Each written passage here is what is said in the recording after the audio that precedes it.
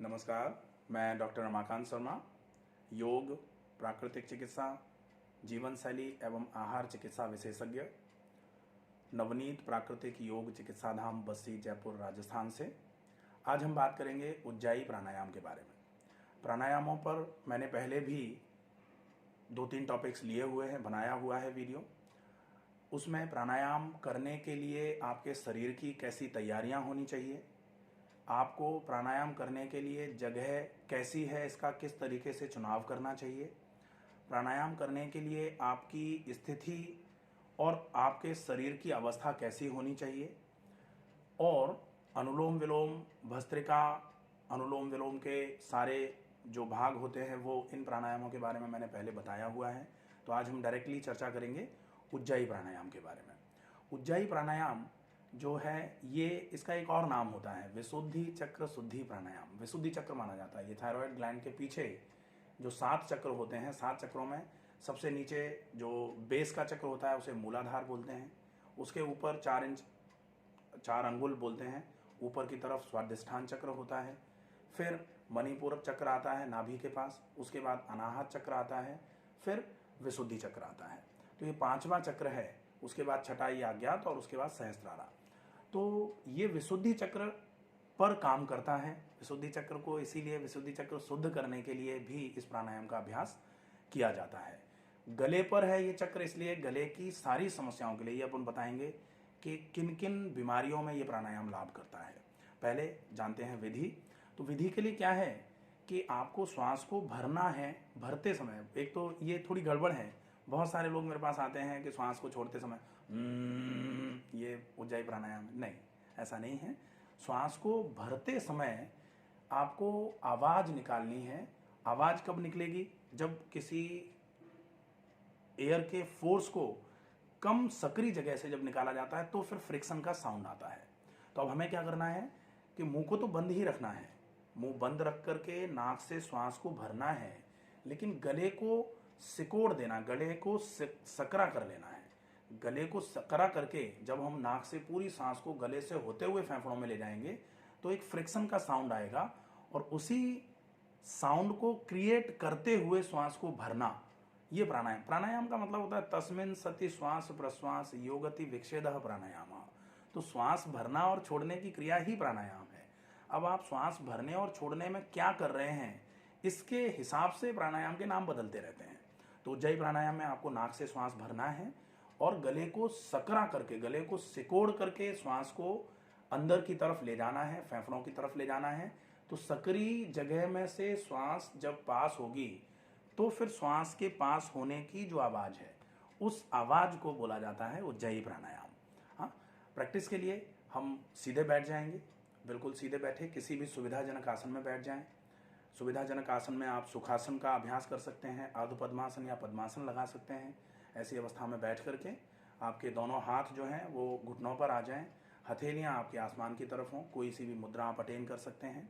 उसके बाद इस प्राणायाम के लिए एक लंबी और गहरी श्वास भरें। श्वास को धीमी और सहज गति से छोड़ दिया जाए। यहाँ आप प्राणायाम करने के लिए तैयार हो जाते हैं। अब आपने लंबी गहरी श्वास भर के पूरी श्वास छोड़ दी। अब श्वास भरने के लिए अब आप पूरे तरीके से तैयार हैं, और आपको पहले बताया हुआ है कि गले को बिल्कुल सकरा कर देना है। और गले को सकरा करके किस तरीके से अभ्यास करेंगे? श्वास को भरा, श्वास को छोड़ा, अब श्वास को भरना है।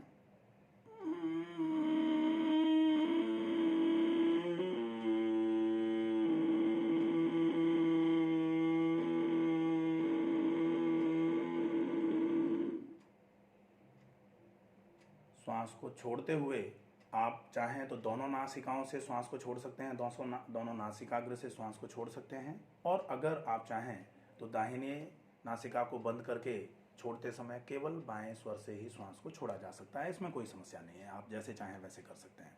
फिर एक बार फिर से प्रैक्टिस करेंगे। आपको श्वास को भरना है। श्वास को भरने के लिए पहले तैयार हो जाना है, लंबी गहरी श्वास भरने का अभ्यास करना है, गले को पूरा सकरा कर देना है, और गले को सकरा करके फिर आपको श्वास को उस सकरे गले में से फेफड़ों की तरफ ले जाने का प्रयास करना है। तो अपने आप ही आवाज आएगी। अब अपने आप ही आप जब फोर्स के साथ एयर को किसी सकरी जगह से पास करते हैं, आवाज आती है। ठीक है, एक बार फिर से अभ्यास करेंगे। लंबी गहरी श्वास भरी और श्वास भरते हुए गले से आवाज, गले को सकरा करके।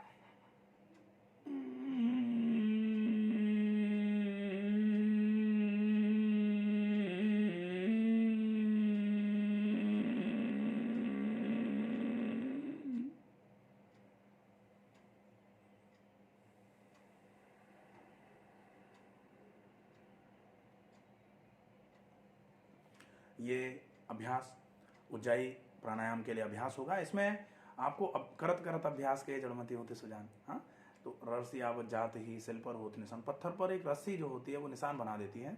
अभ्यास से इसमें पूर्णता आएगी। पहली पहली बार करेंगे थोड़ी दिक्कत आएगी, इसका अभ्यास लगातार करें। अभ्यास करने से धीरे धीरे धीरे धीरे करके आप इस प्राणायाम को अच्छे तरीके से करना चालू हो जाएंगे। और जैसे ही ये प्राणायाम आपसे अच्छे तरीके से होना चालू होगा तो प्राणायाम में इफेक्ट ऑफ प्राणायाम में ये भी रखा गया है कि इफेक्ट ऑफ प्राणायाम में effect on cardiovascular system, effect on muscular system, effect depending on systemic channels, तो सिस्टम्स के हिसाब से कौन से प्राणायाम का क्या इफेक्ट रहता है। इसके अलावा इफेक्ट ऑन चक्रास, तो यहाँ विशुद्धि चक्र आता है। विशुद्धि चक्र का मतलब होता है जो शरीर को शुद्ध करने का काम भी करता है। और ये प्राणायाम उस चक्र को साफ करने का, शुद्ध करने का, क्योंकि आजकल क्या है कि शरीर में टॉक्सिन्स बहुत ज़्यादा हैं, तो शुद्धि में भी इस प्राणायाम का बहुत अच्छे तरीके से अभ्यास कर सकते हैं। ज़रूरी नहीं, आजकल कहते हुए पाया जाता है कि उज्जाई क्यों करना, हमको थायराइड नहीं है। नहीं, अब जानते हैं इस प्राणायाम को किन किन बीमारियों में करने से लाभ लिया जा सकता है।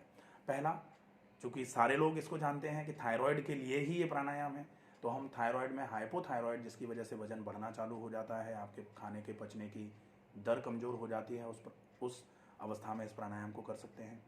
किसी का गला भारी रहता है, गला बैठ जाता है, ऐसी अवस्था में भी बिना ज़्यादा जोर लगाए, बैठे हुए गले में अगर जोर लगा के करेंगे तो थोड़ी समस्या आ जाएगी, ध्यान रखना है। ठीक है, कम जोर लगा के उसको किया जा सकता है।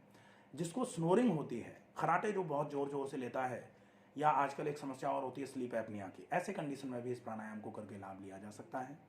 इसके अलावा अगर किसी को गले से संबंधित और भी कोई रोग हो रहे हैं, फेरेंजाइटिस हुआ है या गले से संबंधित और कोई रोग हो रहे हैं, उसमें भी ये काम करेगा। साथ में बच्चों का तोतलापन जो होता है, अगर बच्चों को इसका अभ्यास अच्छे तरीके से कराया जाए तो उसमें भी इस प्राणायाम का अच्छा लाभ देखने को मिलता है। तो ये चीज़ें हैं, इन समस्याओं में आप इस प्राणायाम का अच्छे तरीके से अभ्यास करके लाभ ले सकते हैं।